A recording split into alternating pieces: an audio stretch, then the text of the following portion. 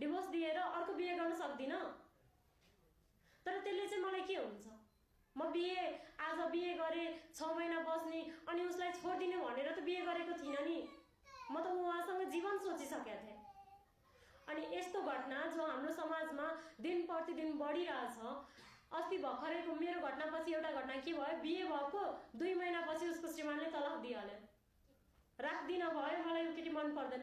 बिहे गरेको बेला जब तिलक लिने बेला त मन परेकै हुन्छ, बिहे गरिसकेपछि 2 महिनासम्म मन परेकै थियो।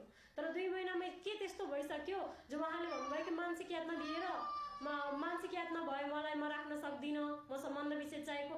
यति सजिलो छ र हामीहरूको जीवन, यति सजिलो छ हाम्रो इज्जत।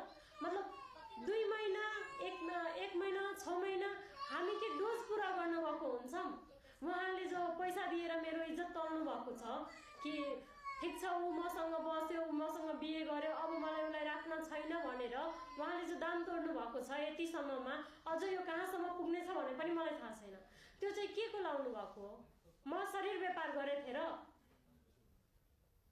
यसरी हामी महिलाहरूलाई हाम्रो मधेसमा त झनै गाह्रो भइहाल्छ नि। यातना भनेको दिन प्रतिदिन बढ्दै गइरहेछ, घरेलु हिंसा दिन प्रतिदिन बढ्दै